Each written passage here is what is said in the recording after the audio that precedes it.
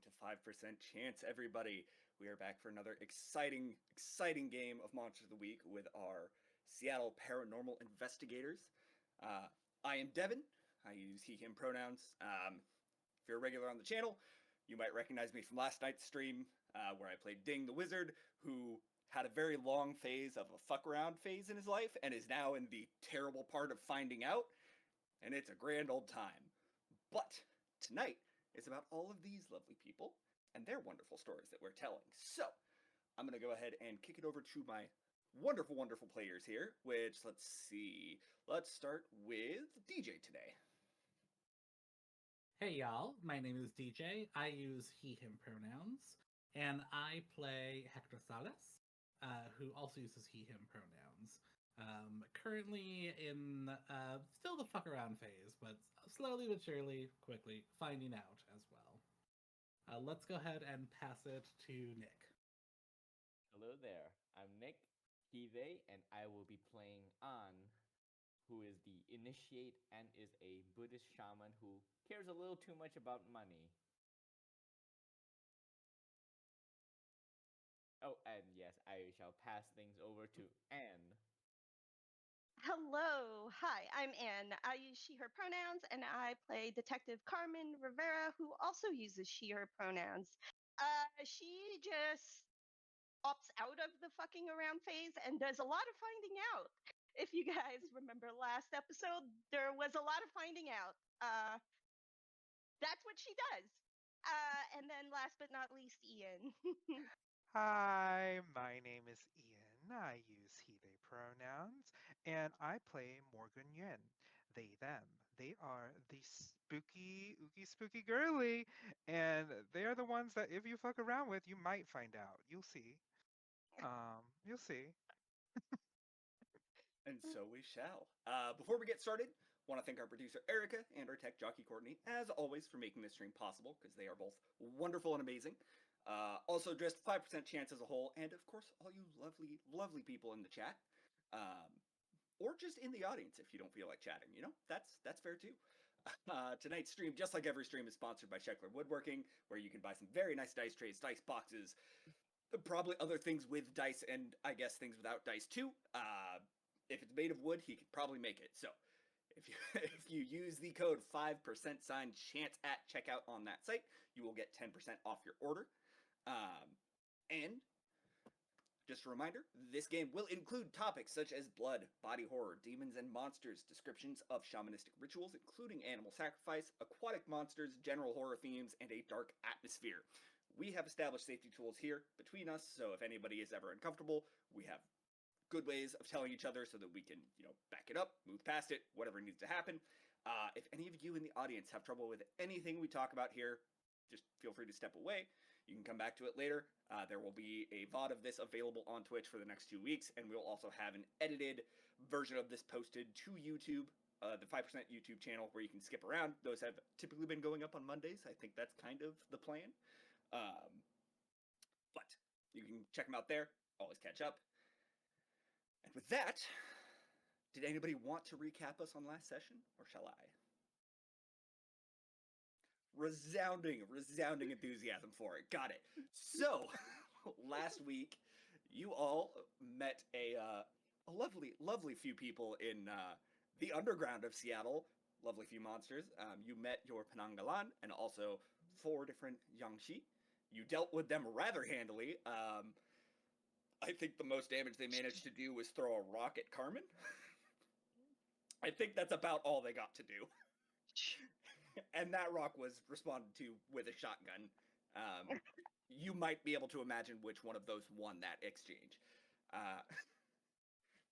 So you dealt with all the creatures there. You dealt with the monsters, and left the International District hopefully safer than you initially found it.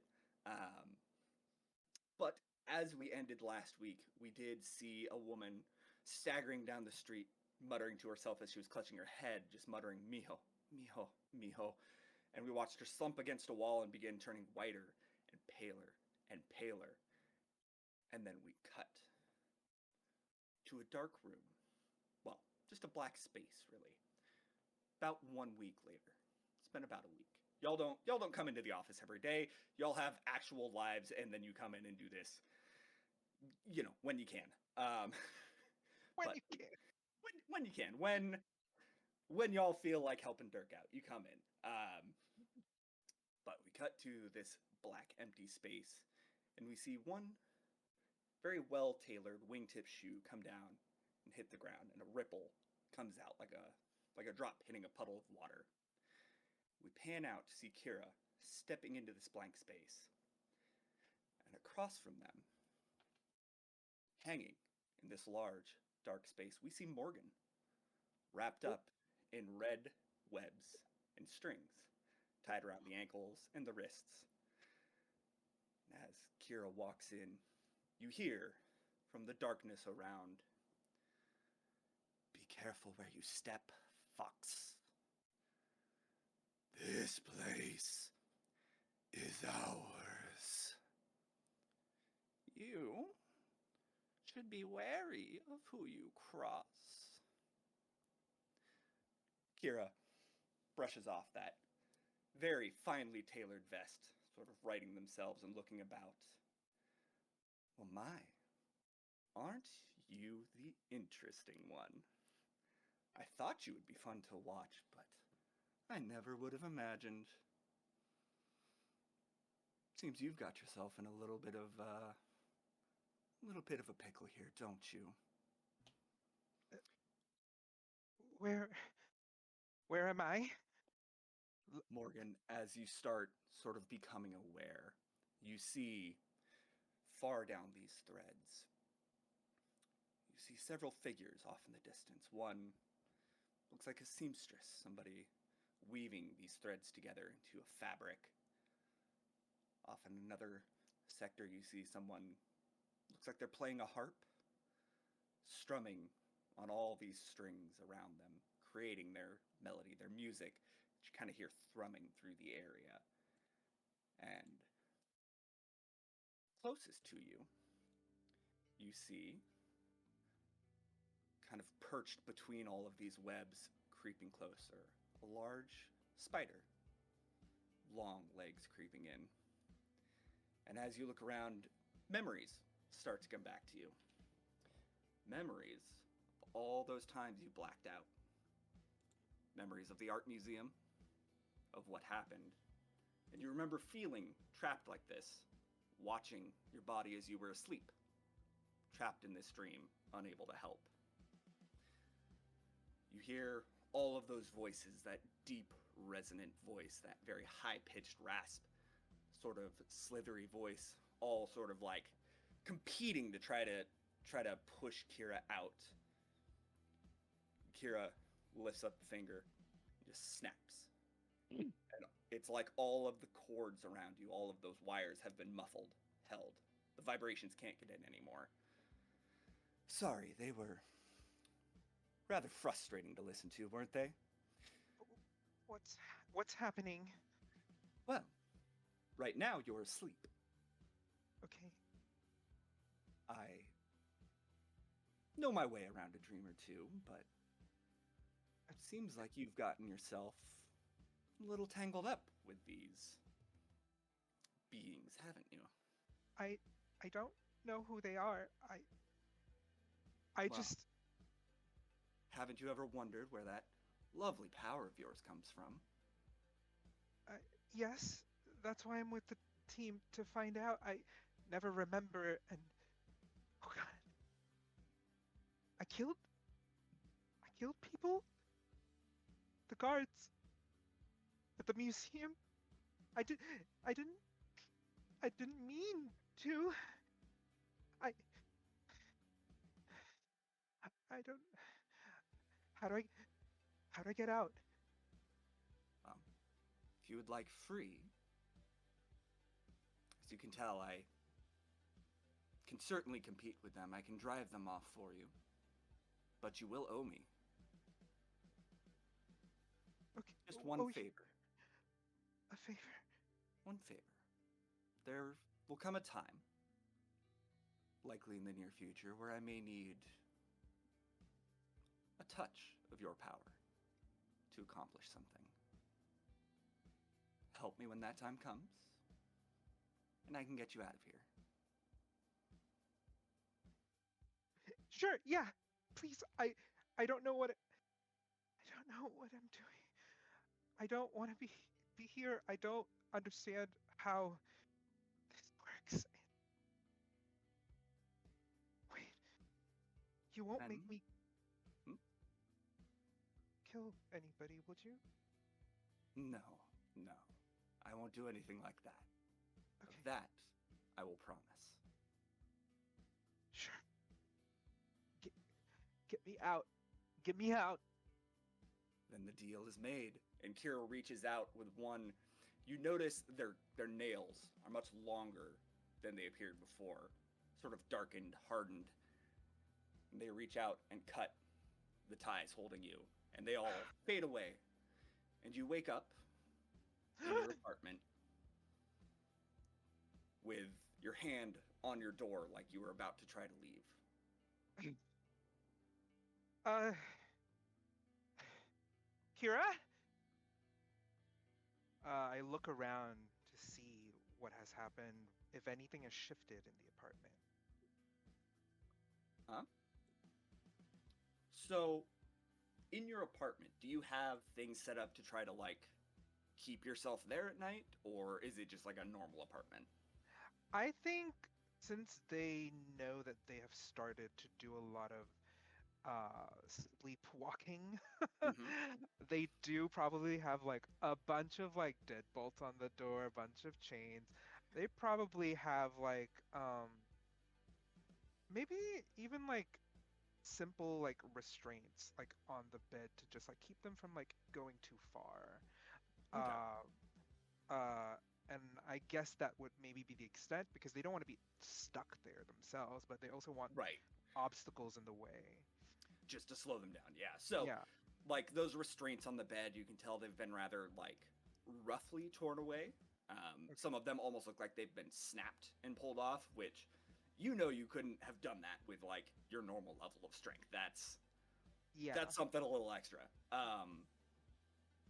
But other than that, like it looks like an end table kind of got pushed out of the way a little bit, and like a coffee table kind of got knocked over, but nothing seems overly out of place. Okay. Cool. I think in this moment, um, they would reach into their pocket and pull out that kind of cootie catcher Yeah. thing to see how how dark it's gotten. The last time they looked at it after the last mission, when they heard the voice, the voice speaking for the first time saying "good," it was darkened.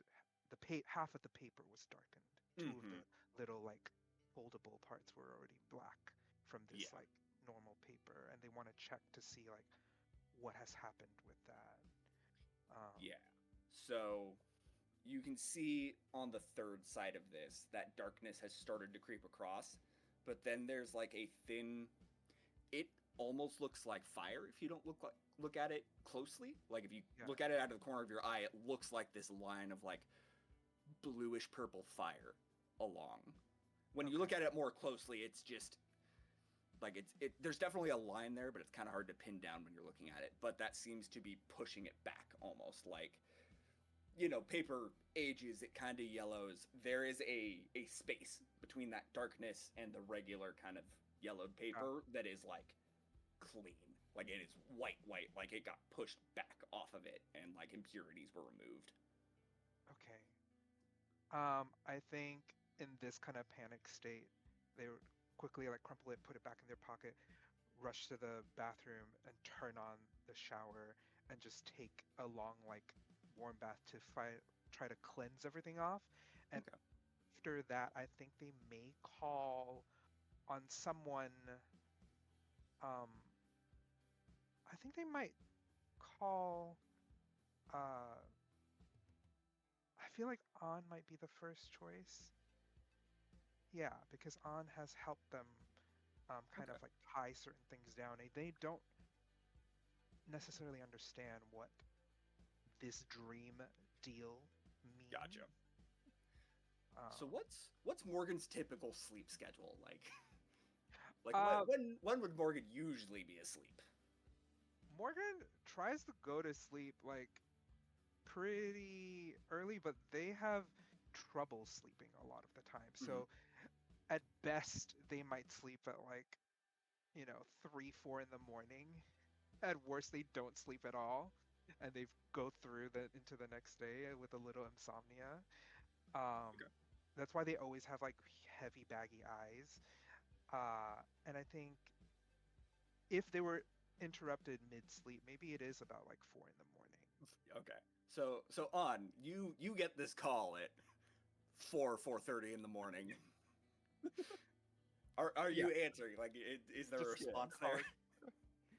Okay, so when the phone begins ringing on my bedside table, you'll see Anne lying on her bed, probably like a motel that she rented nearby, and she has like sleeping mask on. You know, her sleep on the bed is like very put together, like she's just lying on her back. The blanket is, that very typical, just as if like the bed made as if someone who doesn't roll around. Mm-hmm.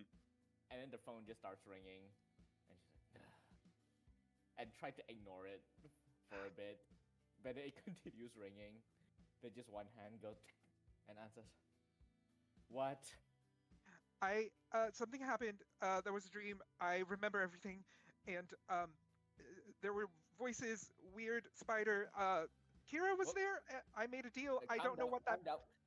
She sits up and pulls her mask off. All right, where are you? I'm in my apartment. I almost sleepwalked again. Sleepwalked again. I just I don't know what to do. I don't know what to do. Just, just wait there. I'm on my way. Okay. Okay. Thanks. Click. Okay, and then Anne just takes a moment to compose herself, steps off her bed, and then just pick at Nate. Oh god, I forgot my apprentice's name. Eugene? Eugene. I was Yeah. about to say Nathaniel. I was like, where did that name come from? The second the backup to Eugene. It's actually just the middle name, Eugene Nathaniel. Ooh. Yeah, and she just kicked at the sleeping bag next to her bed. Eugene, we gotta go. Fantastic. And Eugene kind of wakes up like, yeah, like fully dressed. Like Eugene is always ready to just pop up and go. He is used to this by now. So yeah, y'all go over, kind of console Morgan, talk through what happened.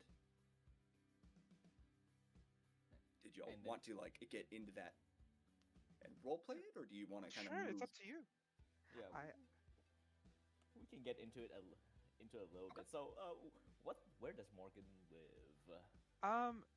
Morgan is still like, I think they were going to school for college and then they just couldn't keep up with it. So they just have like a weird, very like off and on job.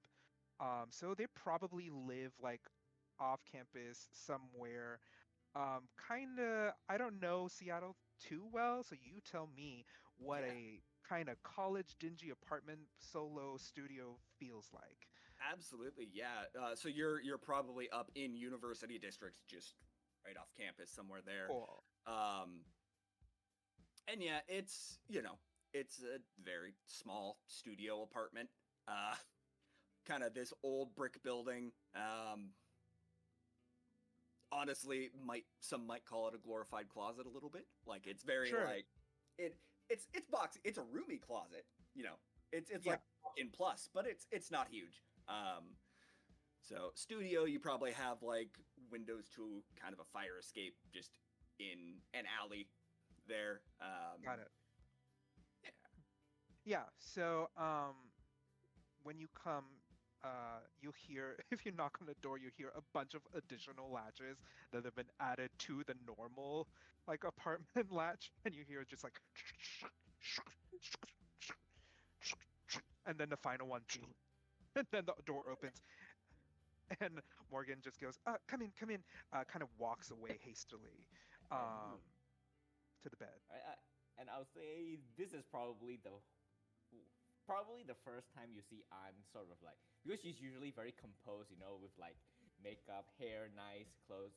Because she rushed here, so she didn't put on the makeup, so she looks very pale. And she's wearing sunglasses as well to mask her eye bags.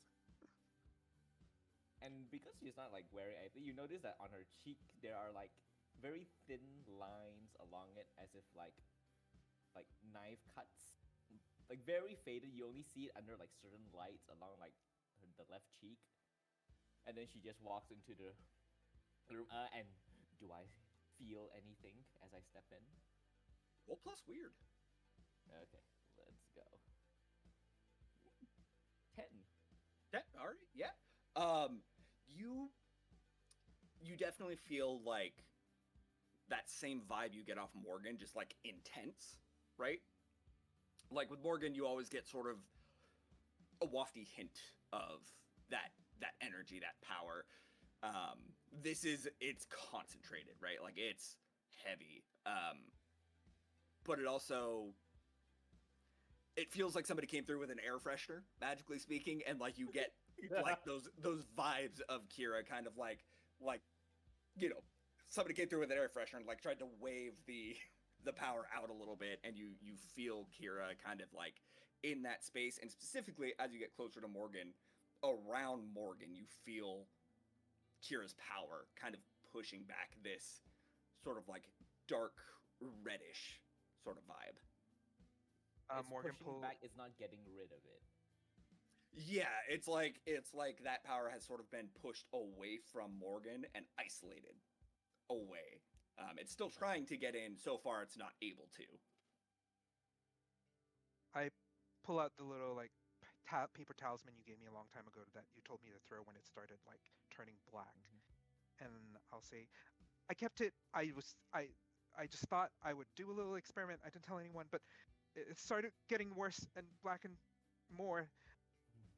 I heard a voice in my head when we were down in that undercity, and I was able to restrain those other hopping zombies, and I just heard good, and I thought it was just me making stuff in my brain, because sometimes that always just happens, and I haven't slept talk in a while, and I was suddenly tied up in a weird web, and there were playing harps and other weaving women and a giant spider, and Kira was there, and the paper, and I like kind of like thrust the paper in your face, and I'm like, it changed. It was getting black, but now it's burning. Uh, I don't know what this means.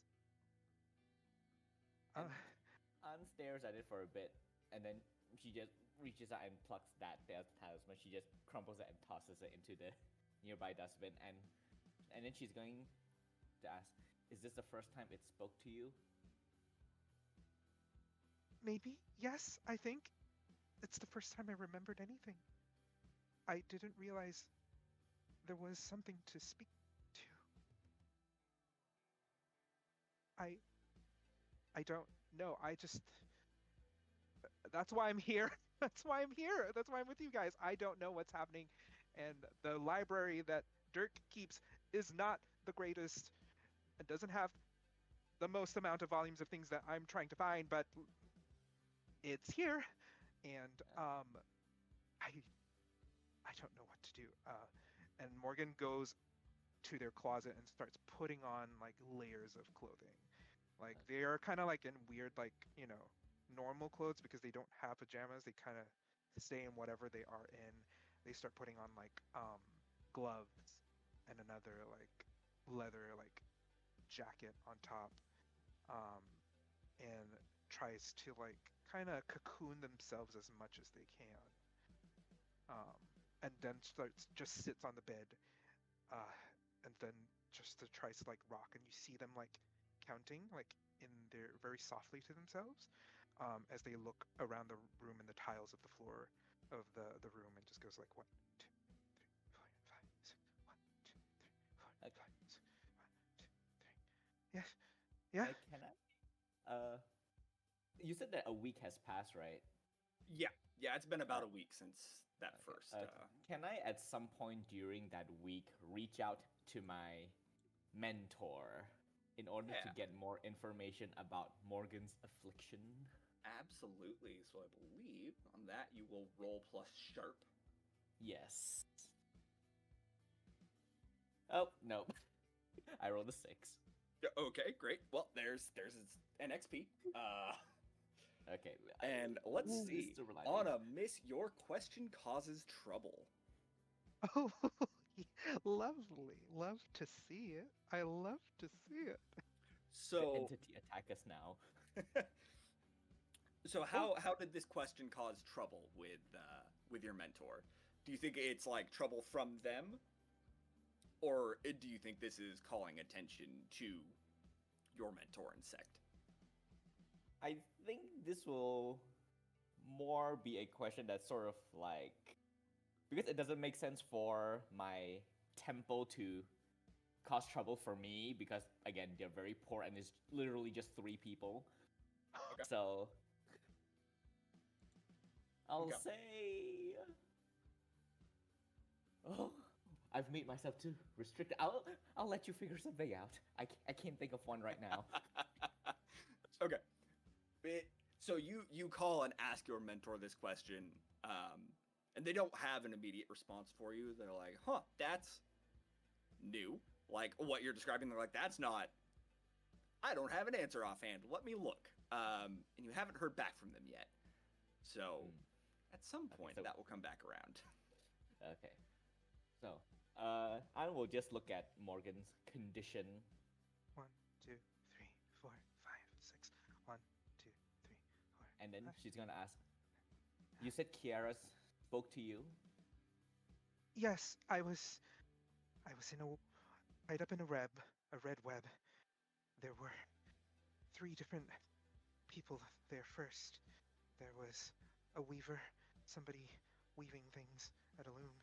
I think there was somebody playing an instrument, a harp, and then a spider. They spoke in different voices, and Kira appeared, offered me a deal, saying that they would free me if Did you make the deal? Yes, I was scared. I didn't know. I just wanted to be out. I just wanted to be out. It's okay. It's okay. You can see she's worried about the deal. Because, I mean, Ann knows what Kiara is, right? So, Yes, yeah. Everybody is aware Kira's a fox spirit. yeah. Yeah, so she She said- understands the implications of that. She said I wouldn't kill anybody, but she would just call on me when she needed to, and I didn't It's know okay. It's okay. Just pull yourself together. Okay, okay. Whatever Kiara did, they isolated this thing from you. Okay, There might be something I can try. sure. Right? And I am going to set wait, just so that we don't leave the other 2 players out too long. Is Yeah. this a major part of the session? No, this is more of a. It's gonna have some overarching impacts, but it is not an immediate Okay. sort of. Do you think? thing. Do you think we In- should just call Carmen and Hector? I mean, she's in charge. I think, right? Yeah, see, I was like, behind Well, the Hector knows a lot about magic. Maybe Hector can just blast it out of me. I don't know. You might will resort to the sledgehammer if I fail. Oh, And then she's going to attempt a cleansing ritual because the evil has sort of like been isolated a bit, right? So Mhm. she's going to do a ritual that is basically going to attempt to take that isolated evil because it's separated from Morgan currently right now. Okay. And she wanted so that when that barrier collapses and Mhm. it goes back to Morgan, it instead goes to a substitute as well, which is going to be a chicken that she Okay. sacrifices. Okay. So drawing the power basically Yes. into. Okay. Yeah, so it's a Um, full ritual. Again, she Yeah. has to put on her clothes, the Absolutely, traditional yeah. garb with the gong, So- and Eugene helps out, and then the Mhm. chicken. Yes. So this one is going to count as big magic because it is a full on ritual, and you are you're contending with something that is decently powerful right now. Yes. And also, like you said, like at the moment, everything's kind of isolated. So this will take you some time, and you'll probably have to do a little bit of preparation for it to Oh yes. fully run through. Oh yeah. This Um, takes the rest of the morning. Yeah, yeah. So like you two are just gonna be there basically for a little bit. Go ahead and both I- of you roll plus weird. I rolled See 12. how this. Okay. Plus weird. Okay. Yeah, plus weird. And also during the ritual, as you know, This checks out. Andas. What do you roll? I got a 7. It checks out. Okay. Hopefully my Okay, 12 that helps passes. balances out. Yeah. Okay. Great. So we will come back to that. Like you said, this is gonna take the rest of the morning. Mm. It's gonna be a whole thing. So we'll come back to that in a minute. Carmen and Hector, you guys wake up, go about your usual day. Carmen, with your network of informants, would you say informants, your Naked City power, you know, all of your No, I cultists know. and The Rolodex is just full of really weird people because conspiracy her family's theorists, like, cultists, occult people, police, yeah. yeah. So she has an interesting like secret Rolodex Okay. of Would these you people. say with these people, do they just kind of like sometimes throw you information, or is this usually a you reach out to get information? Real talk, it's really like a 50-50 situation. The- Like the conspiracy theorists are always throwing stuff at her that's like, I don't know about that, but like they're all so the conspiracy theorists are always throwing stuff at her. The Okay. cultists mind their own business until I ask them questions, and they're like, "What do you want? Why do you want to know that?" Okay. Same with the occultists and the police. The police is more because she works with them in her Okay. professional work. So Okay. I guess it Gotcha. depends which group you're Okay. looking at. So with your conspiracy theorist, Rocky was one of those conspiracy theorists, right? Yeah. Okay, great. So throughout this sort of week, you are getting just a whole variety of updates from Rocky. Now that you asked about that footage, Rocky's like, there's things going on in Seattle, and so you get this whole barrage of theories ranging from Jimmy Sparks is an alien and that's why he wears the bodysuit all the time and makes sure you can't ever see any of him because he's not human and couldn't be human, and it's either he's an alien or he's like 12 sentient raccoons that have stacked on top of each other, or like some of these are wild. Um, you get Carmen, Mhm. Carmen, as this information is coming in, she lives in like a one-bedroom apartment, nothing like fancy, right? But she has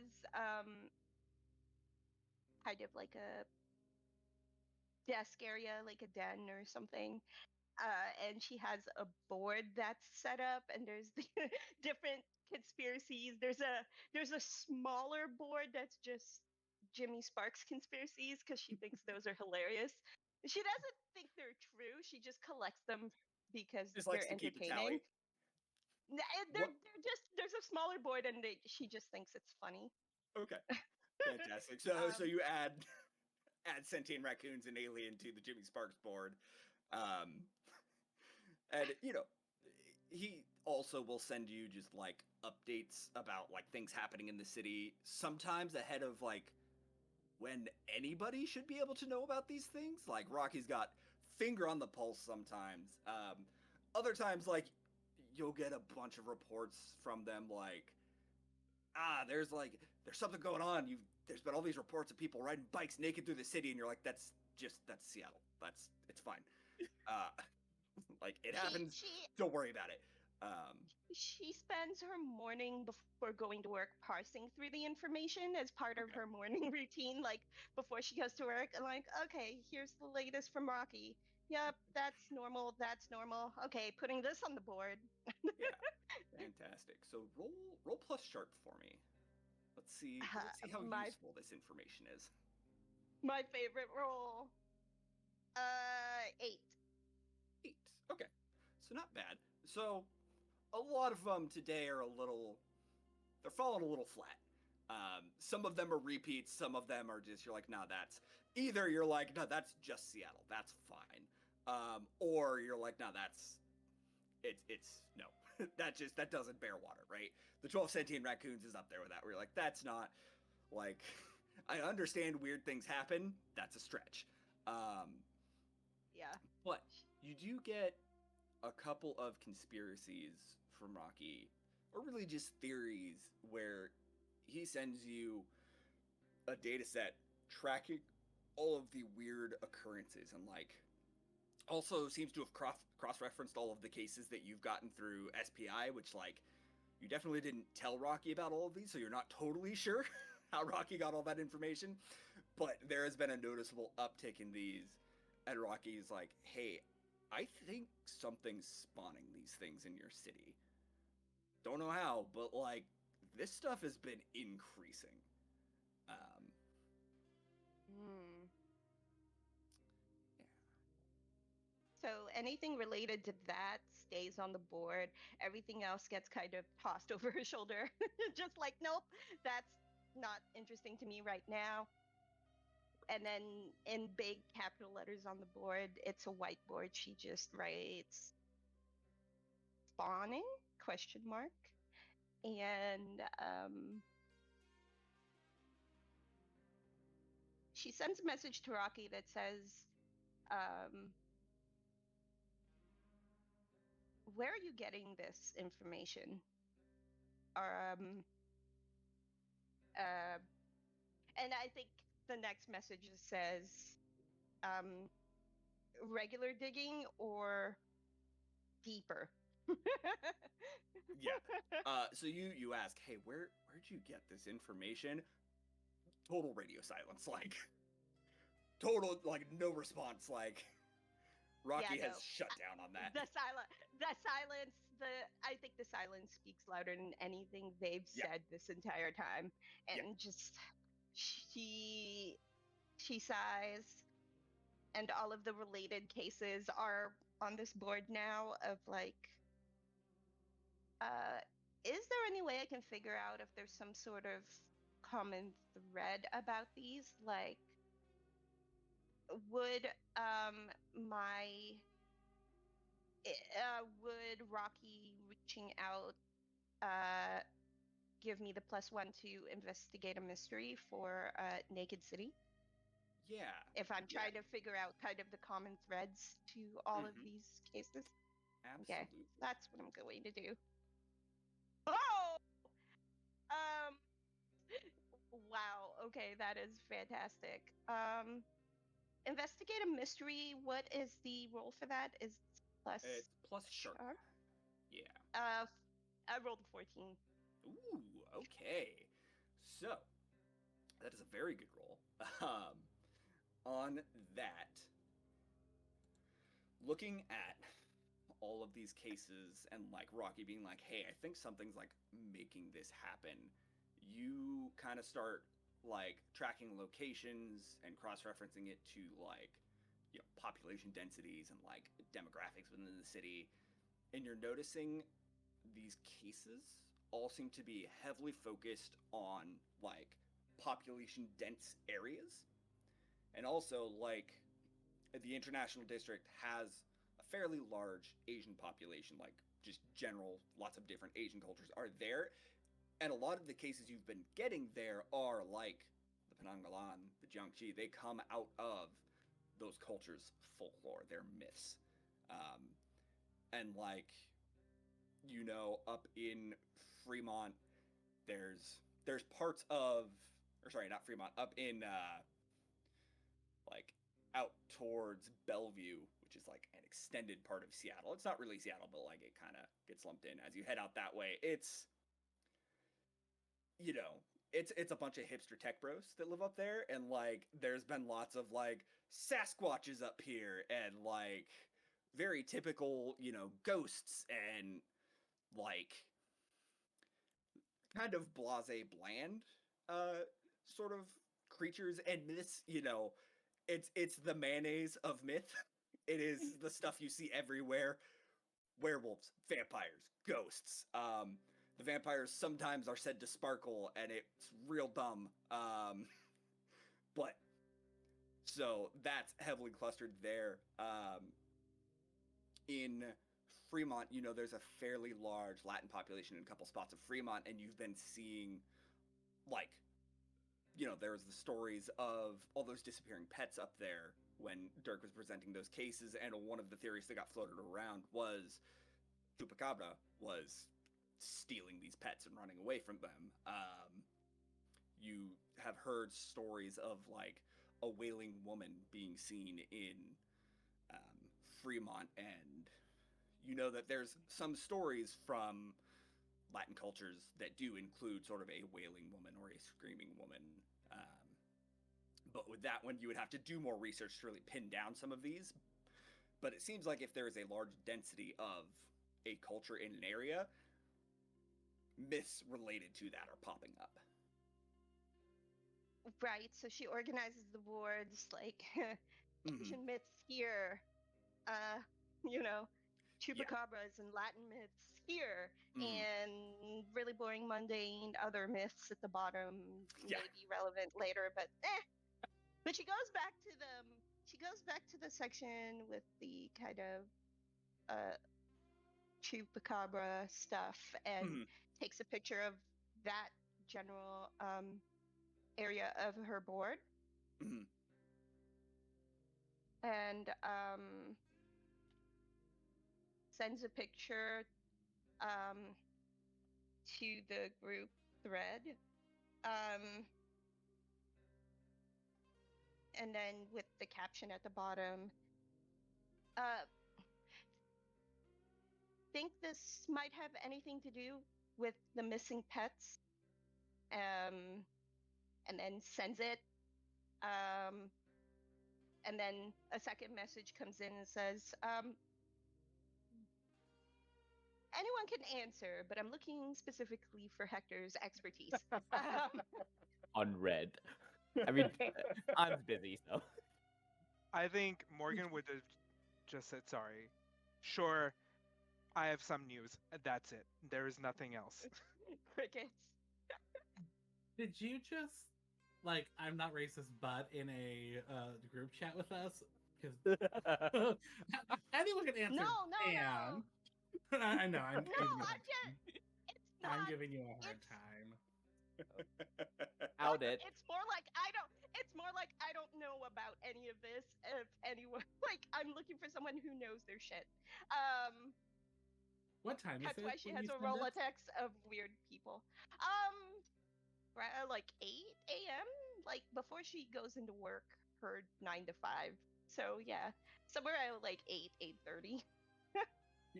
You get a text back from Hector, and the first response is this how you spend your mornings? And then the second one is, I've never heard of chupacabras going for pets, only livestock. But I guess ... next text. Pets are livestock? Question mark. Ooh, that feels weird. The reply is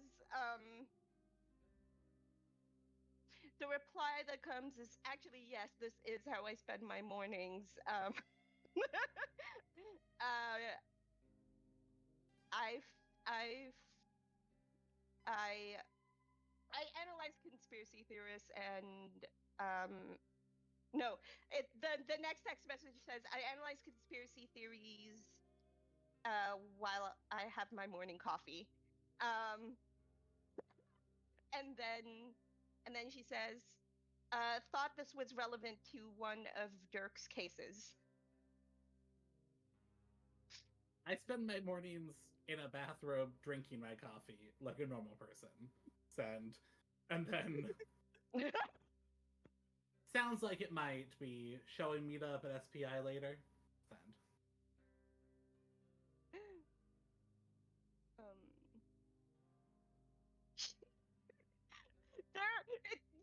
see the camera like zoom in on Carmen's face where she's just like, where she knows that she got that information like totally in not so legit ways, and she just like says, on my way to getting ready for work, just thought this might help us later on. And she gets ready for her day job. Okay. So, So, Hmm? question. I live in Fremont. Surprise, surprise. Um, Ooh. so while I'm getting silence on, kind of on red from from Morgan, and someone else is working. I might go like ask like the abuelos at the tienda and like just kind of do a little like in-group reconnaissance because they are more likely to talk to me if I'm speaking Spanish and all those other things. Yeah. Of, like, and in community, so let's tap Yes. into that network. yeah, absolutely. So you go to the cafe where the abuelas hang out. It's like right across from a daycare. They can watch all their grandkids because they don't actually trust the daycare, and they can sit there, have their coffee, and share the gossip of what's going on. Peace, Meg. Yeah. Yeah. As you walk up, go ahead and roll plus sharp for me. Let's see how good your eyes are. 10. 10. Fantastic. So, as you are making your way to this cafe, and the people at the daycare are like collecting kids and bringing them in for the morning, you recognize the woman that ran up to you in Ujimaya a week ago. She is one of the people there at the daycare. Seems to kind of be the teacher or like the head caretaker at this daycare, kind of bringing the kids in. She's got other people there with her, but she seems to sort of be running the show. Doesn't really seem to notice you, but you notice her as you make your way over to the abuelas, who are all sitting around one of the outdoor tables. It's a fairly nice morning so far. It's supposed to start raining a little.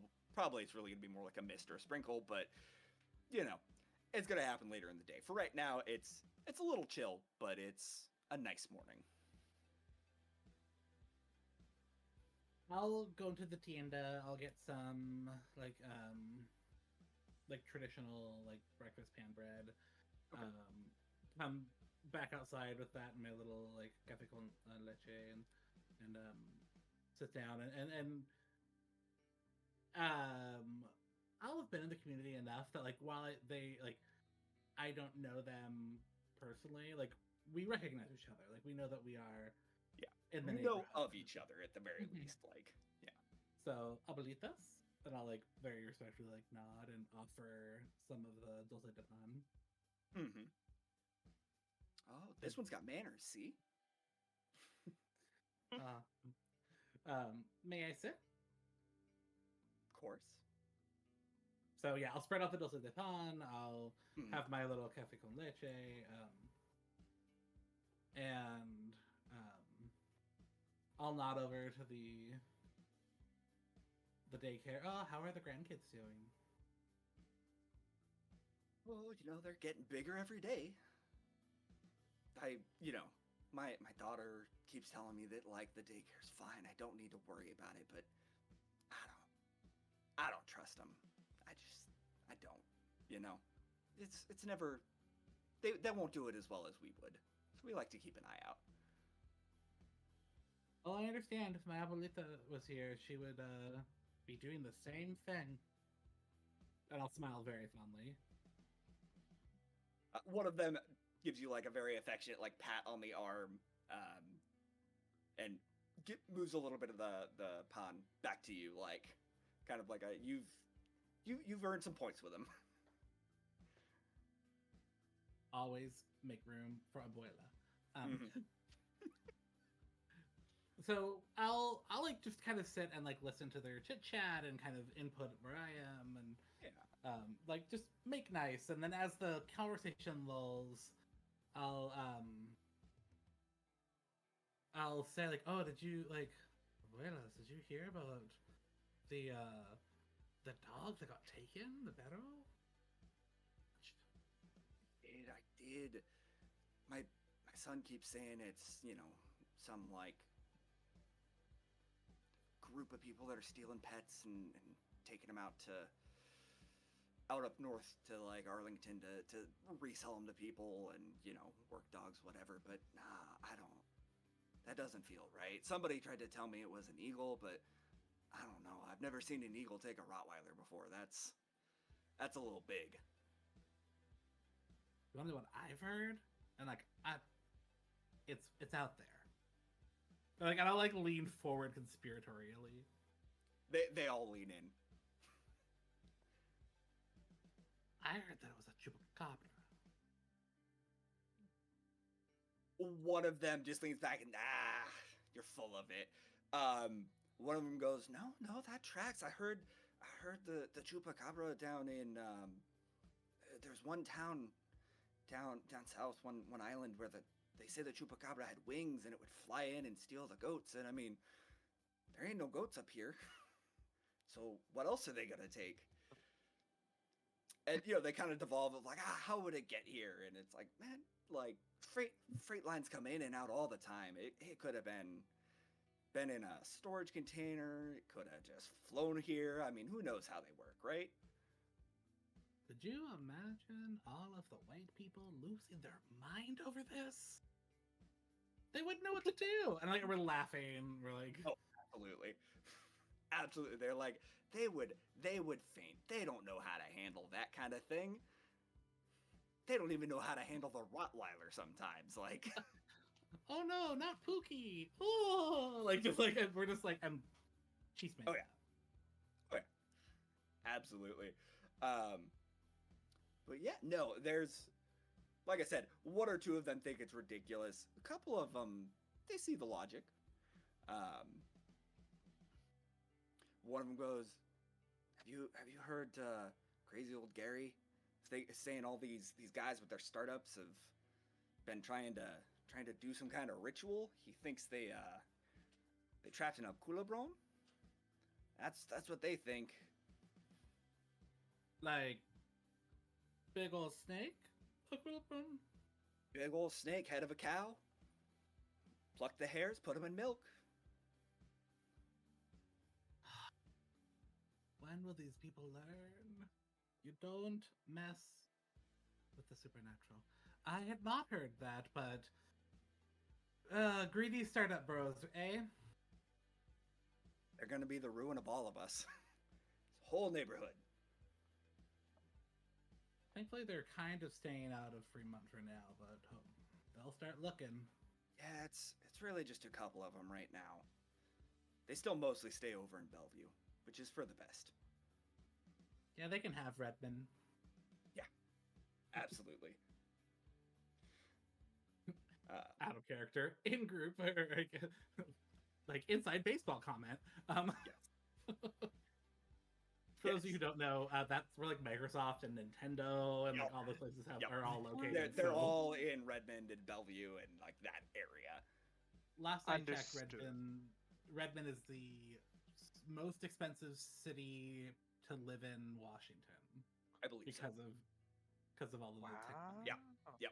Because that's Nintendo of America is there, Microsoft is there.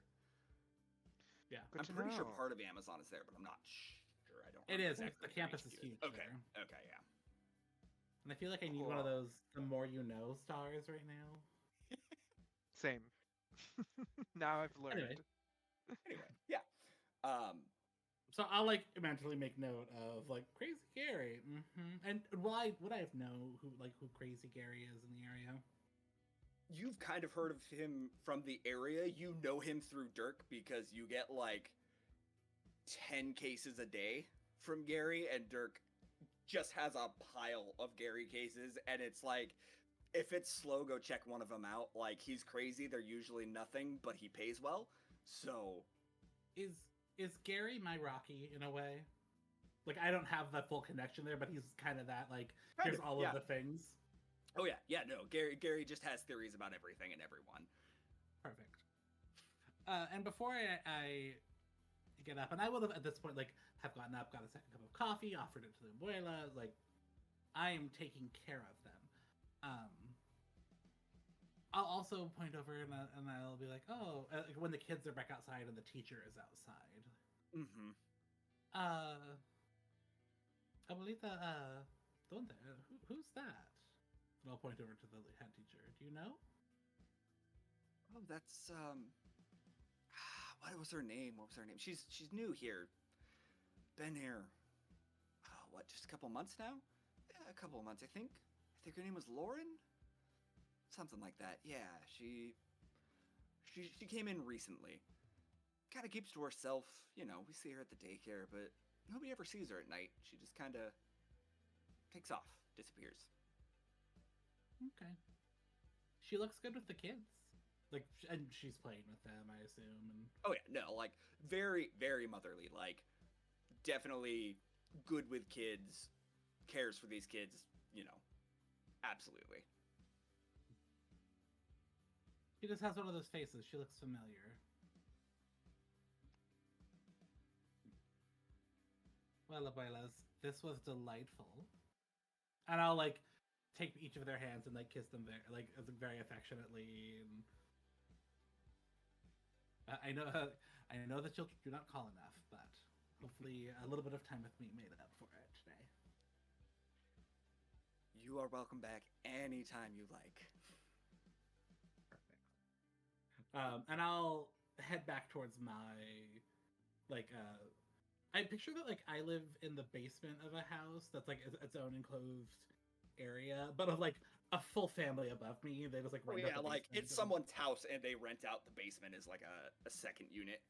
Yep. So it's like Yeah. dark and dingy and moldy because welcome to Seattle. But it is Absolutely. private. But you and do have mine. your own in unit washer and dryer, like, Yep. and it's And, yours. It's not shared. It is just yours. It's great. Yeah, for all the things. I love it. Yeah. So I'll text the group.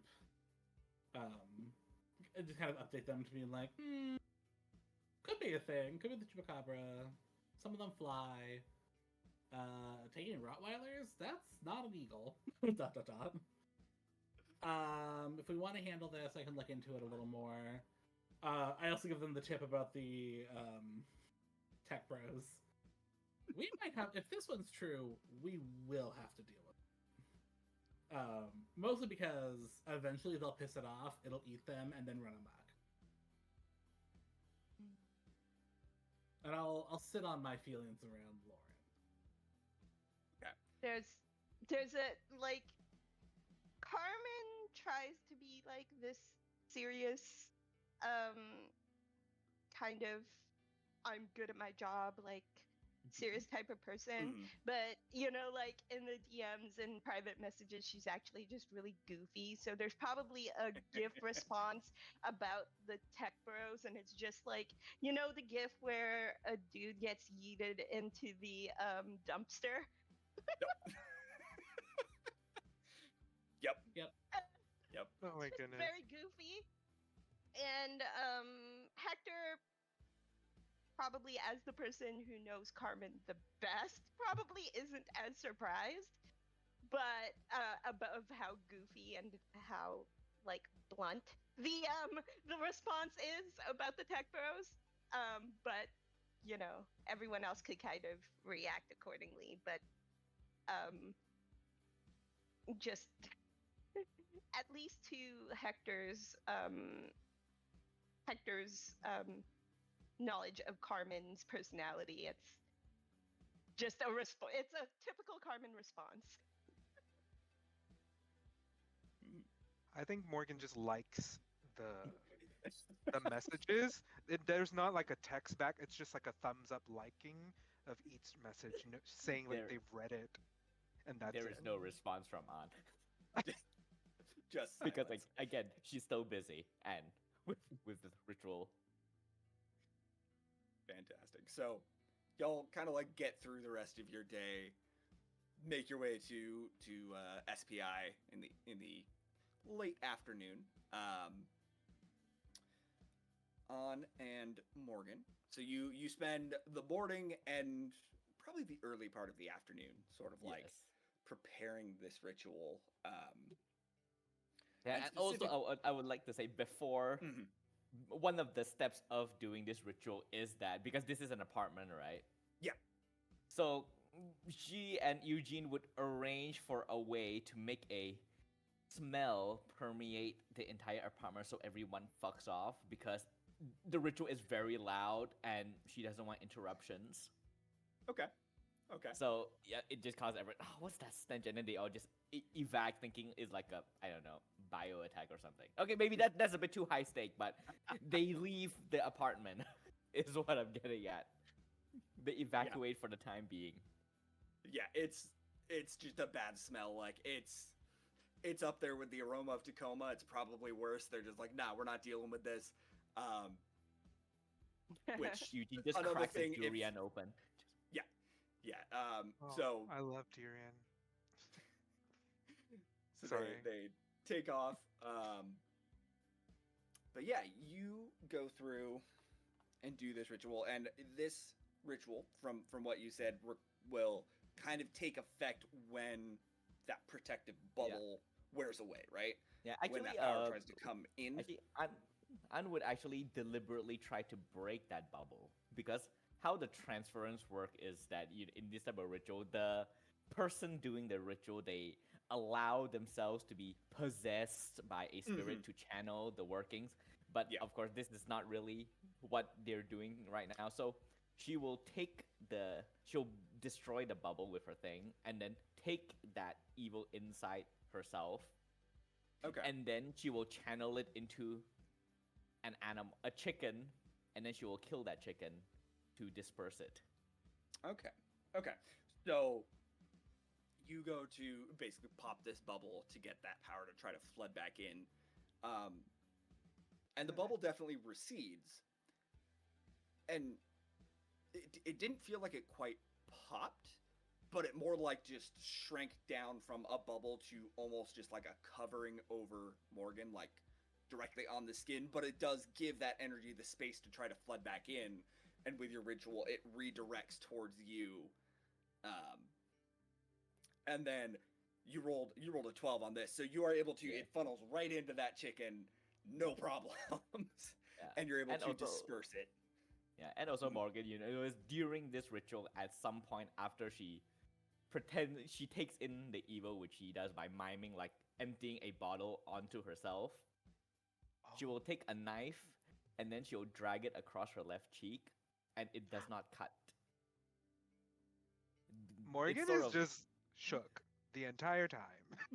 They don't know what to do. Yeah, it basically means the ritual, if it doesn't work, then she would actually cut her face, and it puts some context as to why you see like the cuts along her cheek. That is usually covered up.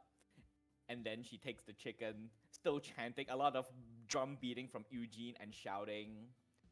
And then she cuts the chicken's neck and let the blood sort of like pour onto her as she pours the evil into the chicken.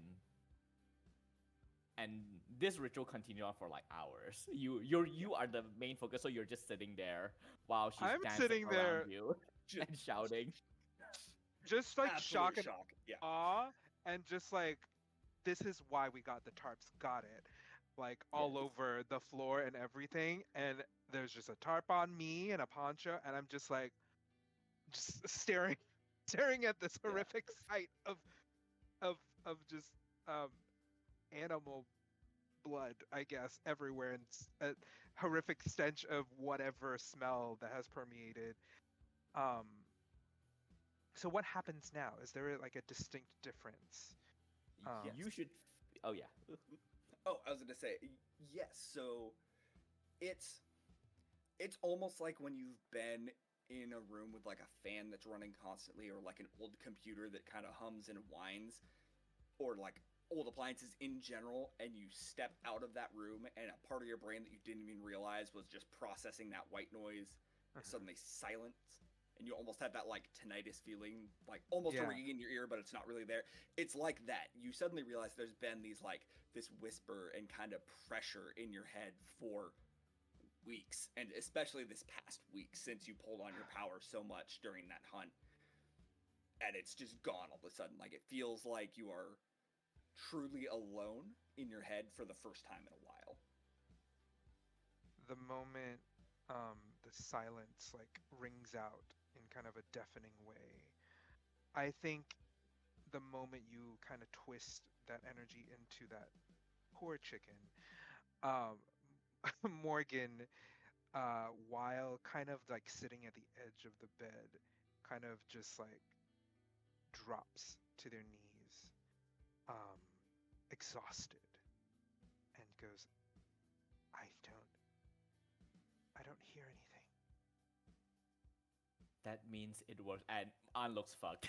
She's like covered in blood. She's sweating, disheveled all over, and then she's really exhausted. And then she sort of drops like the 2 blades that she uses for her ritual.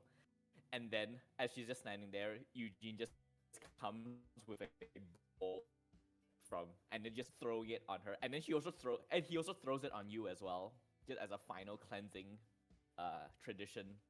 I think the And salt. then Yeah, keep going.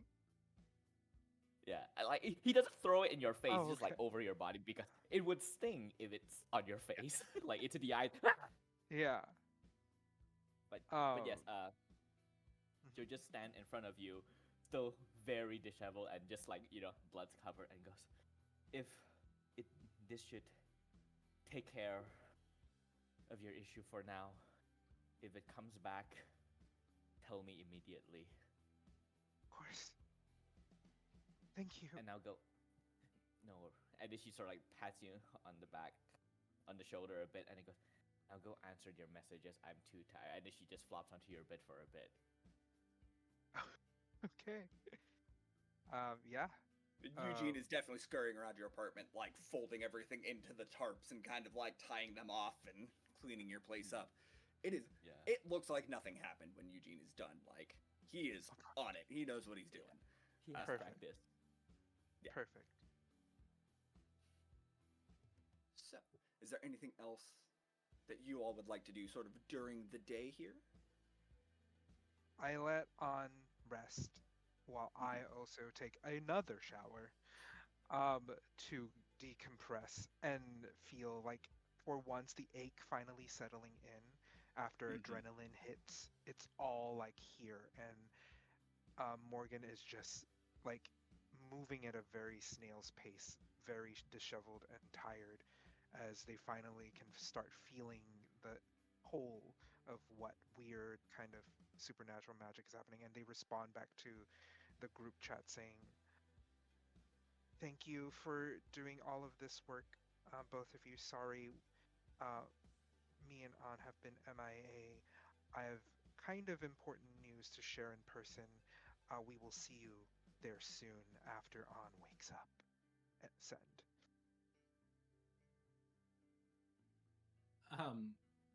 Hector will see this and then just text Garmin. Morgan plus on equal a thing? Question mark. Uh, Oh yeah. I think the response it's a side message, right? Just the two Yeah, of it's them. just the She two of says us. there's a gift that's just someone shrugging, and then she says she says I'm not sure what to make of that, but we'll see what it is. If Morgan says it's important, it's probably important. Um, Hector just stirring the pot. I love it.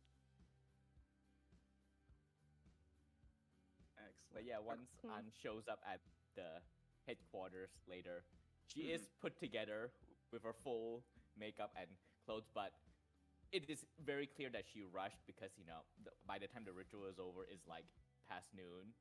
Yeah. So she does look a bit disheveled, still a bit like she puts on everything really quickly. So there's like a few strands of hair out of place, like things clothes a bit wrinkled here and there as she arrives with Morgan. Yeah, and and Eugene. Morgan looks exhausted. They're covered in clothes from head to toe with gloves and a jacket, and the clothes from before. If you've seen them like the night before, the day before, just like tired, with heavy bags under their eyes. Um, I'm assuming we're now at the SPI and everyone's there in kind of the huddle. Um, and they kind of go, yeah, so I have some news. Um, I might have accidentally made a deal with Kira in my dreams. Um, uh, Weird things happen. Remember when you found me at the museum that one time? I can finally Ye- remember everything I did and all the times I've slept walked. And there were entities tying me up in a weird web. Uh, One was weaving something, another was playing a harp, and another was an actual spider. And Kira kind of just showed up and was like, I can help you. And I was like, yeah, please, because I don't like being eaten, or stuck, or touched, or trapped in my own brain. And I said yes very quickly, and I owe Kira a favor now. And then I called on because they were the one that helped me with this issue before. And now, uh, for now, things are good. I think. I don't She know. as soon as she arrives at the headquarters, she instantly go brew herself a cup of coffee, and then she just sits on the couch and just sort of like she's still behind the sunglasses, but she's just over there. And when you just slouched a bit, and when you said that, she just holds up a hand with a thumbs up, and it just falls back down, sipping her coffee. As Hector sees you like sipping coffee and you're telling this story, he'll like covertly just kind of walk over and offer like a pan dulce, a concha of like sweet bread. It's vibrant, it's pink, and he'll do it for you as well as you're telling your story. You both can tell he's a little caffeinated right now. I don't think he usually drinks nearly as much coffee in the morning as he did with the abuelas, but it was how he kept them talking. So he's like pounding water, trying to bring down the caffeine level, but it's still like offering you all some of this pendulce. Thank you. Takes it, kind of Yeah. nibbles at it, but more nibbles and picks at it than actually eating. Anne also takes one and leans away, just devours it while turned away from everyone, and then just turns back like nothing had happened. So yeah, I'm sorry if I did something wrong. I don't know. I don't think. I mean, owing a favor to any paranormal thing, probably not what we want, but the devil you know versus the devil you don't. Yeah, And I don't trust Kira, but I trust that she has a set of rules for herself. And if we're concerned, we can ask Susan. Can I ask, do we know which type of fox spirit Kiara is? Because, Chinese, Korean, Japanese, some of them are evil, but if it's Korean, it might be evil. If it's Japan or China, then it might not be evil. Yeah. You're not sure exactly what type of fox spirit Kira is, but the fact that Kira was in the tea shop where Susan had the Taoist mirror on the outside, and Susan was giving off super positive vibes, you're reasonably certain Kira is not at least overtly malicious. Okay. Probably just more of a trickster, or like not like explicitly going to try to screw somebody over. Just kind of in it for the fun. Okay, could be a Chinese fox. Mythologically speaking, there is only ever one evil Chinese fox spirit, so the chances here for us is very skewed in our favor.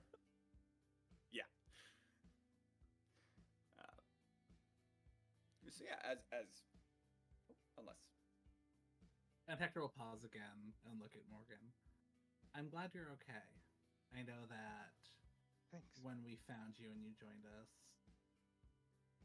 terror was the only way to describe you. Yeah.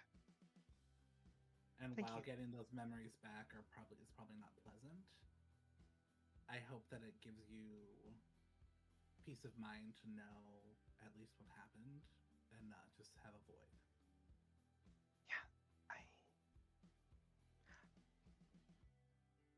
I have blood on my hands. But thank you. And they kind of shrink into themselves and eat the rest of the delicious food that you have. And yeah, excellent. So as you all kind of like settle in after this, Dirk comes up out of the library in the back. No utility kilt today. This time it's like khaki pants with like a very fluffy like knit sweater and Crocs. Just like garish Crocs. They're like bright pink. Just shuffles out.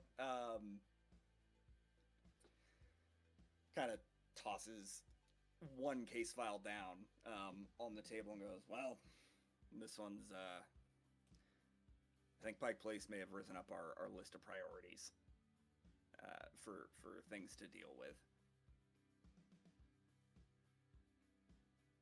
So which one is that one again? So Pike Place is the one down by the waterfront.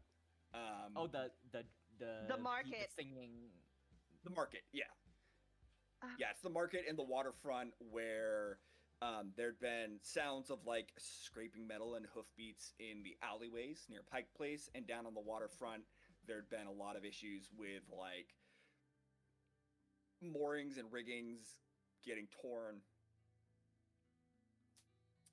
boardwalks kind of getting eroded. There'd been reports of singing at night, and some of the dock workers had disappeared.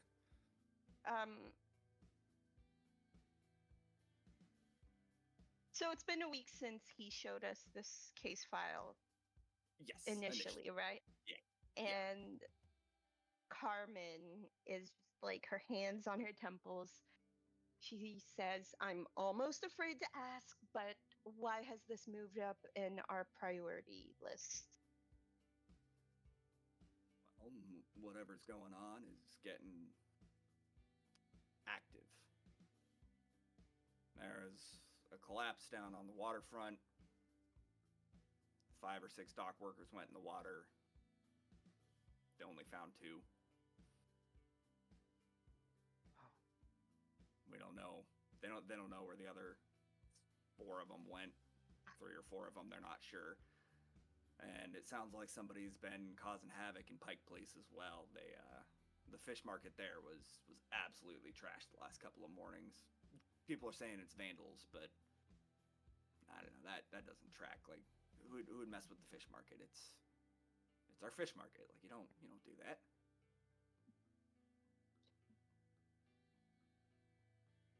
Here was thinking we could stop by the Oriental Mart and grab some longanisa and rice. I'm starving. Okay, I guess food's gonna have to wait. At the mention of that, Dirk goes, "Oh yeah, that's right," and like shuffles off to there's like a mini fridge and goes, someone from a tea shop stopped by and dropped off, and he sets a bunch of like to-go containers up on the counter. Susan came by and brought a bunch of food and to-go teas for everybody. Chai for Hector and Morgan. Another, I believe it was a hibiscus tea for Carmen, and a milk tea with pearls for on and an additional milk tea for, or not milk tea, sorry, an additional chai tea for Eugene.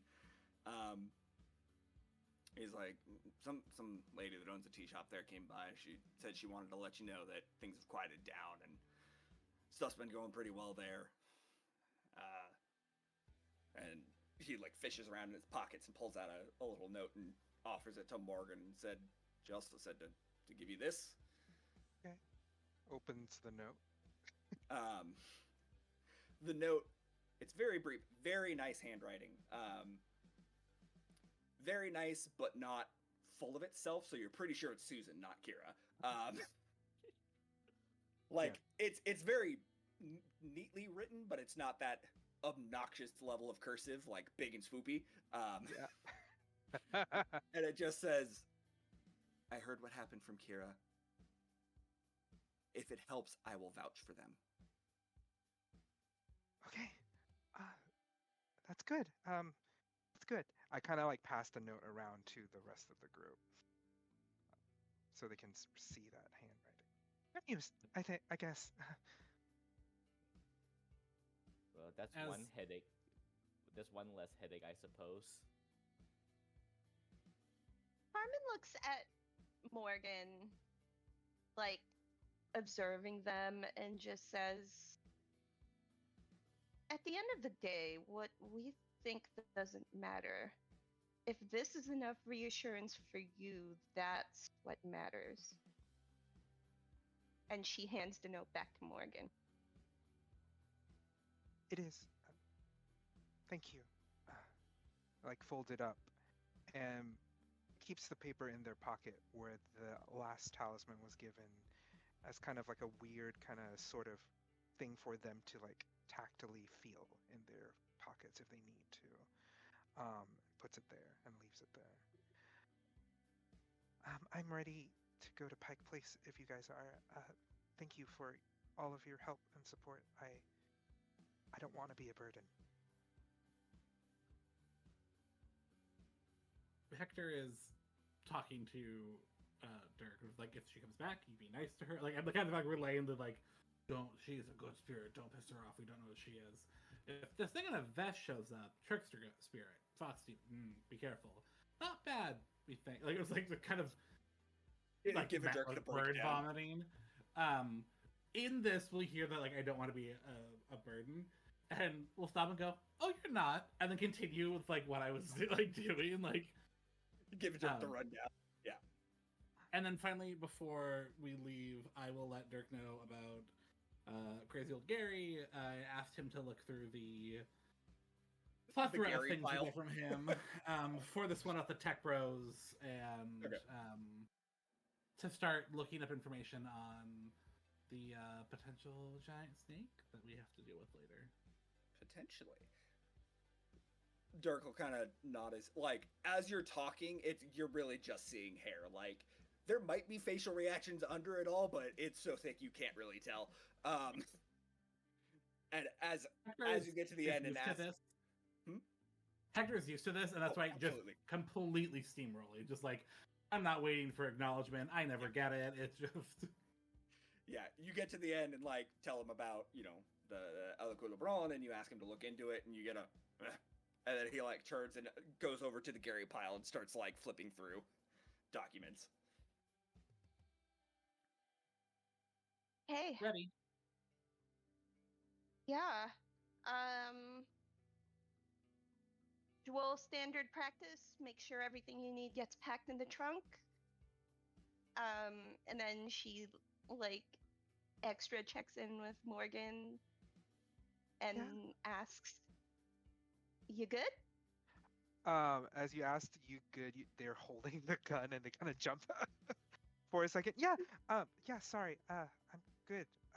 I'm gonna keep this with me as we go, just in case weird things happen. And they kind of like put the gun in their jacket.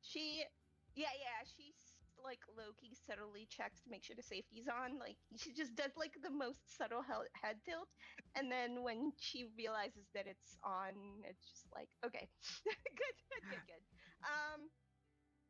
Takes knife, puts it in pocket, other pocket. Yeah, Morgan doesn't like, notice that you are like looming and checking for them. They're just kind of, yeah, I feel, in themselves a little bit to notice yeah, the outside. yeah. I just want you to remember that it's okay to say you're not okay. If you're not okay, You know, it's Okay. okay not to be okay. Yeah. Okay. I want to make sure you're up for this because from the looks of, and she's holding this case file now, from the looks of what we have, it's going to be dangerous. Okay. I'm okay. Yeah. After like a deep kind of breath, um, Mm. I'll say Morgan is lying, about whether they're okay or not, and they just go, "Yeah, I'm doing great." They swallow a thing inside them, and just kind of go, "Yeah,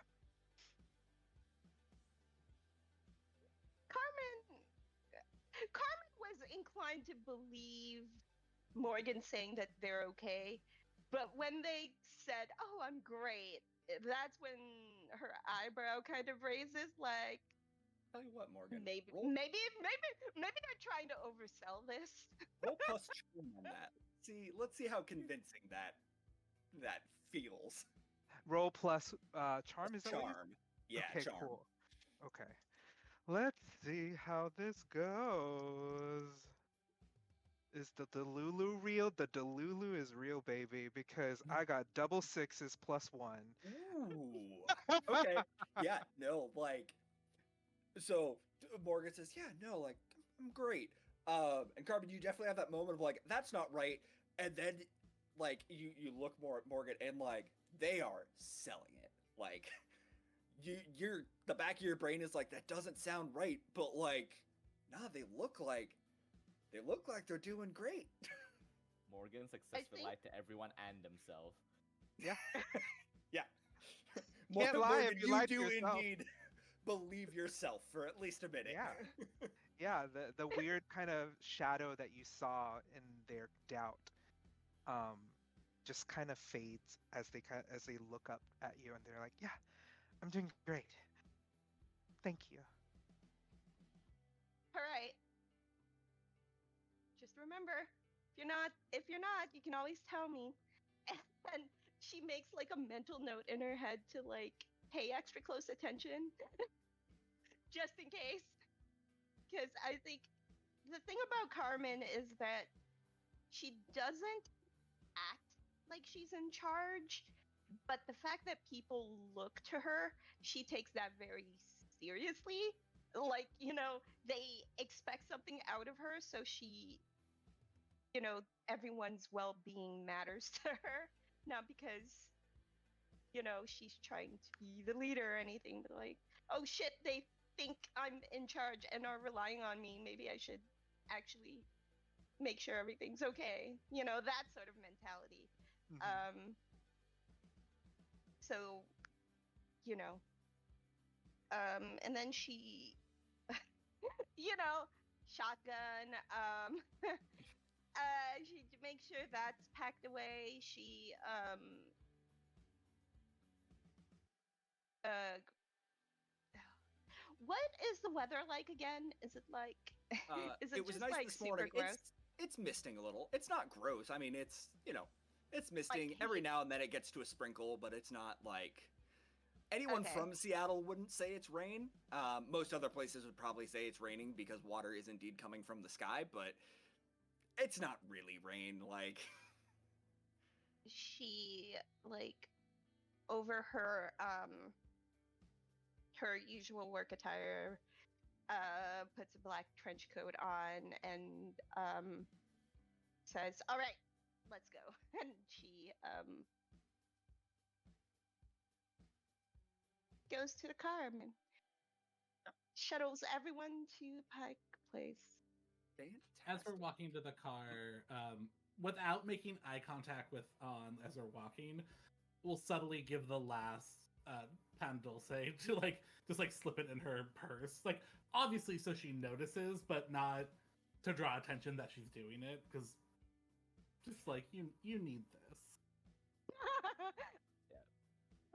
Yeah, no, because Anne still looks like shit, even with her entire get up.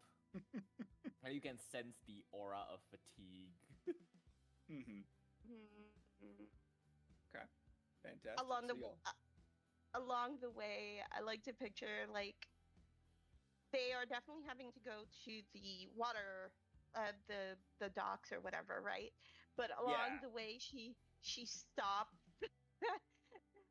She stops at like the Pike Place market to grab like a whole bunch of caffeine for On and just says, "You look like you need this. Here Yeah, you I will go." And say it's like the closest biggest. like parking structure is the one underneath Pike Place. Like that's probably the best place to park. So it would be easy to park there, get everybody drinks, I give caffeine, them. whatever.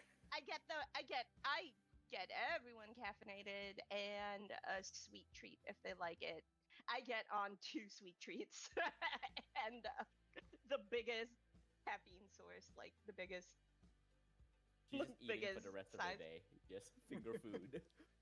Do we on Yeah. the show carrying by food and drink? I think that's just like culturally what we are doing in this moment of not acknowledging you look tired because that'd be rude, but just like let me do this No, for you as an act of service. no, it's Carmen makes a point of getting everyone caffeine and snacks as to not single out On. You About it. know who she is. If you point out that she's tired, she'd be like, "Who's tired? Not me." You know that kind of personality. You know, like keep to yourself. Like, no, not tired, not at all. But here, have a snack. Everyone's having a snack. You are enough of a local that you know that you need to go to like the little cart in Pike Place Market to get the mini donuts and then pop across the road and go like upstairs in the building to get the good coffee and like swing back down and stop at a French bakery there on the corner to like get a couple others. So like you have a routine that you run through for everybody. It just like load everyone up. Great. Uh, And Eugene's carrying all the food. In addition to course. the bags. Yeah, of course. Yeah, Or- he's got the bag of donuts in his teeth. He's got the like Is those Eugene- like cardboard coffee holders. Is Eugene a supernatural creature with extra arms to carry all stuff? Imagine You've that. never seen them, but you certainly suspect. As many bags as Eugene carries, he never drops a one, and it's impressive. Gil. Before we continue, Hector and Carmen have been friends, have been work colleagues for a while, right? Yeah.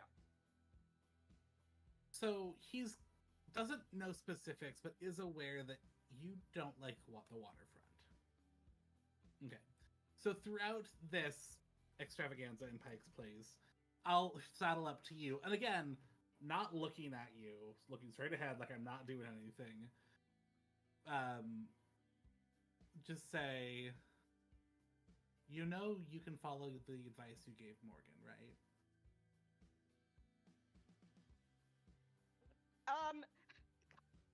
Bright red, like she just got caught, like totally called out, and she just says, she just says, "You're right. I'm at about a 7 right now in terms of being okay. Probably gonna get worse before it gets better, but I'm here for the team." Do you want me to take point on this one? Yeah. You know what? Yeah. That's a good idea.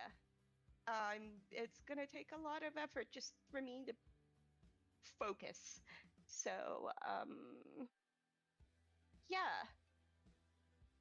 And again, to not draw attention, you'll see him like look and kind of tilt his head a little bit towards you, but definitely enough that you see like actual direct eye contact and say, "Don't worry, I got you." And then he'll like go back to like nothing's happening. there is a yeah, and I think like the reasons behind it, like the superstition and the childhood trauma from the stories that her parents have told her, has been passed along to Hector over the course of like the last year and a bit that they've been working together, and like that understanding. So Hector knows. That's probably going to come up as it's relevant, but for now, Hector is the only one who's like gets it. So, um, kind of not even realizing it, she's kind of chugged back like a whole large coffee without even like realizing it, like an iced coffee or whatever, and she's just like, "I'm ready." I love our coping mechanisms. It's sugar and caffeine. What trauma? So I guess we're on, and Morgan, you'll notice that Hector is more like asking more questions, kind of taking point in some of these things, but not in a like I'm taking over kind of way, but like it's just kind of a, you didn't see a handoff, but it feels like a handoff between Carmen and Hector. Again, we've done this enough that like we know how to do this with one another, but you will have noticed that like it's happened, and you don't know when. I think Morgan just goes with the flow. I think Morgan's in a state of everything's fine. Yeah. And they are the leaders. Yes. So it's just like, sure, cool, sure, Jan. You know. Han doesn't respond to that, but within her head, she is thinking to herself, so Carmen's leadership hold is not as strong as it is. And that's all. On was the big bad the whole time. Is that very high school queen bee mentality that she sometimes have? Yes. Like, I sense weak blood in the water. Weakness. Like, she's not gonna do anything with it. It's just something that she just automatically acknowledges inside her head. Wonderful. Absolutely. For all of the heartwarming moments we have of like, we'll support one another, there's always one that's just like, I can do this now. Just like waiting in the underline. There's always the one person that's like, I sense weakness in the air. Yep. But it's fine. I won't do anything. Yet. Yet. Excellent. So y'all will run around, kind of have this handoff, get all your coffee, your donuts, your various pastries, whatever. Kind of stepping out of that French bakery there. You're on this brick road that kind of comes up into like an L-shaped building that is Pike Place. It's got these green wooden walls along the side beneath white trimmed windows. So like the lower half is all just like green wooden slats, and then you have a bunch of window panes just down the side of this thing. The corner of the L, sort of like directly in front of you, is just open. Like the whole corner is just open to the road, with just the roof kind of coming over the top. And there's a large red neon public market sign on the roof there as you look at it. You know, there's people laughing and shouting, and like you could definitely tell that there's been some vandalism here, because right in that corner, like first thing you see is the fish market there, and like you could tell it looks like things were like knocked over. There's like some ice all over the ground. It looks like they kind of had to pick things back up in the morning and get it back together. But at the same time, like they are just right back at full capacity. It looks like going at it. You see them tossing fish back and forth to each other over the crowd. There's, you know, it's a pretty busy place. A lot of traffic running through it. You can like smell just all of the fresh cooked food all down this place. Like you smell it. Smells like there might be like a grill inside making something fresh. You definitely smell some kind of a seafood place. You can smell the pierogi shop. Or sorry, not pierogi. That's the Pennsylvania thing. Proshki shop. Down the way, that like line is already out the door and like heading up the hill. You always smell it. You've never eaten there, no matter how long you've been here, because there is always a line.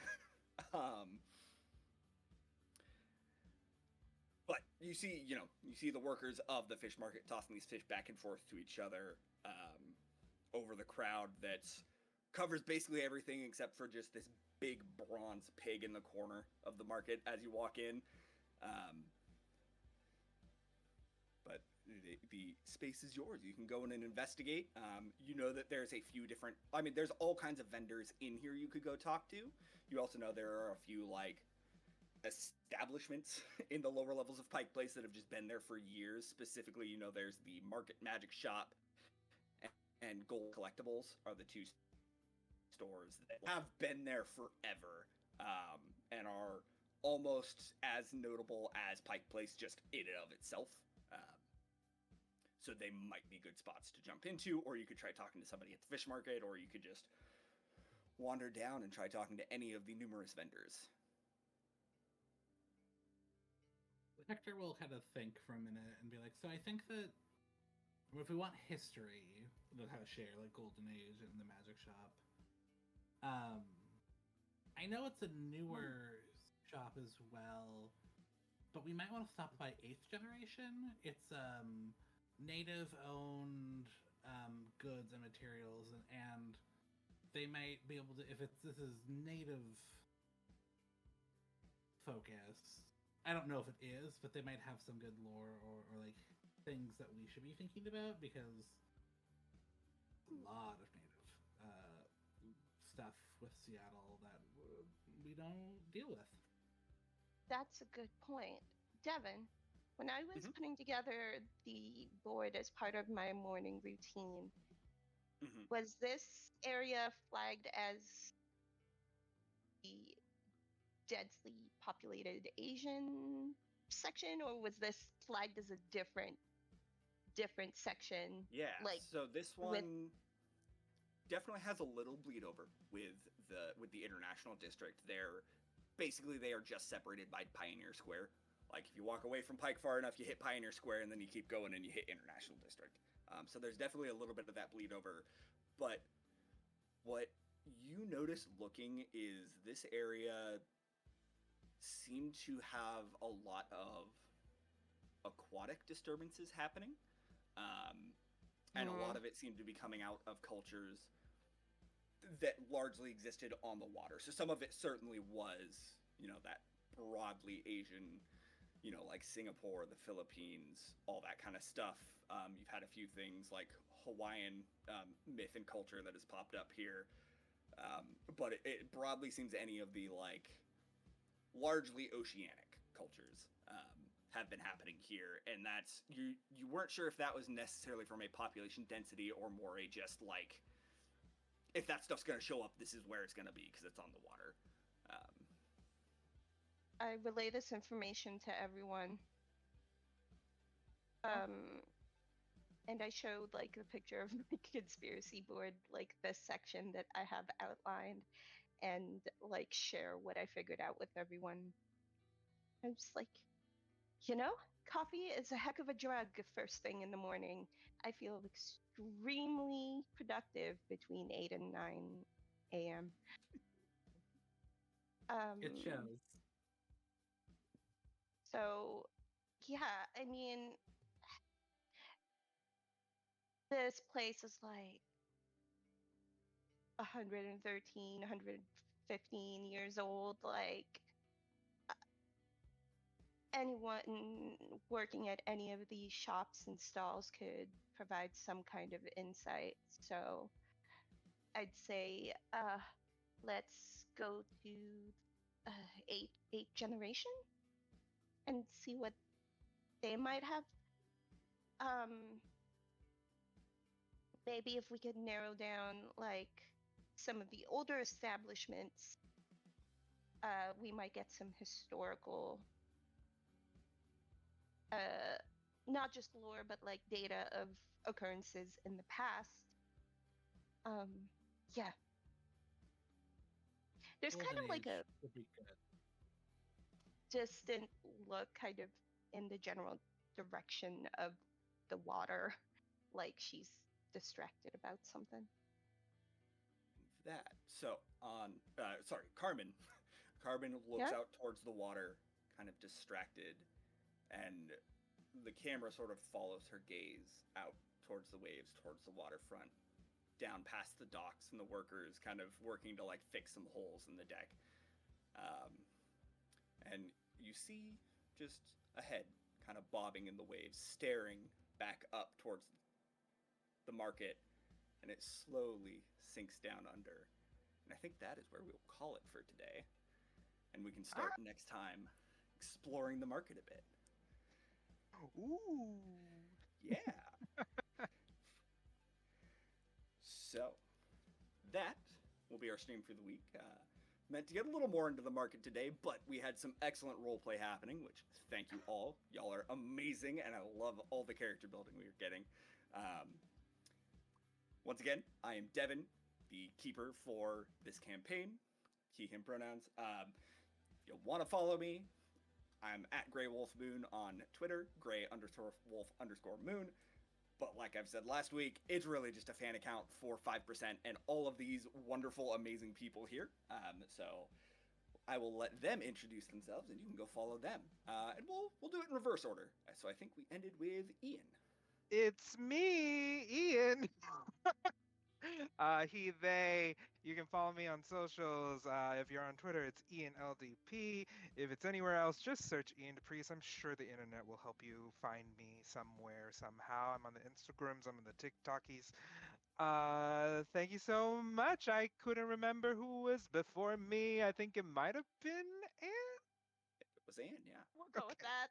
Yeah. Hi, I'm Anne. You can find me on Twitter primarily at XO_Girl Wonder. Yeah, that was really fun. Totally not scary at all. I What are you forgot what I was going to say. Bug me on Twitter. I love it. And then I'm going to pass it over to Nick. Hello, I have been Nick, and you can find me on social media as NickSnat1 with the number 1. Don't really use most of my social media stuff except to retweet like memes or like other random tidbits here and there. But you know, maybe you see something interesting. And I'm currently in an AP with DA Dungeon where we're playing through the Dragons of Icespire Peak, where every session a different player becomes the DM, and we see how that changes things and causes chaos. Sadly, our game today was canceled because one of our players was sick. But so we should be back next Friday. Yes. 7 hours next? before this game. Yes. I am too lazy to do the time conversions right now. But yes, hope to see you all there. For those of you on East Coast time, that would be 2 p.m. on Thursday for us. Yeah. Yeah, roughly around there, I think. Yeah. And then I'll pass it over to DJ. Hey y'all, DJ here, he, him pronouns. You can find me on Twitter with at DJ_KQ. When I do post there, it is SAS and tabletop stuff and DEI work, because that's what I do in my free time. No, that's what I get paid to do. Or if you want to hear more of me, I moonlight on The Queer Experience. It's a podcast, a tabletop podcast for queer and trans and non-binary folk. We are wrapping up our second season. I think our slasher flick Gauntlet is about to air soon, which our main GM is running a game of slasher fic, which is like a horror slasher game. Normally it's like with 4 or 5. He's doing 16. Oh, and God. it will be a battle royale to see who the final girl is. I don't envy managing that many people. But yeah, if you're interested in that, hit me up. We're always looking for new people to play. Fantastic. And until next week, we hope you all have a wonderful time. And again, go check them all out. Listen and watch to all their things. They're all amazing. If you want to see me, it's just Wednesday. Just come here on Wednesday. That's about the only other time you can see me. But till then, stay safe. Enjoy yourselves out there, and be a little ooky spooky. It's always a good time.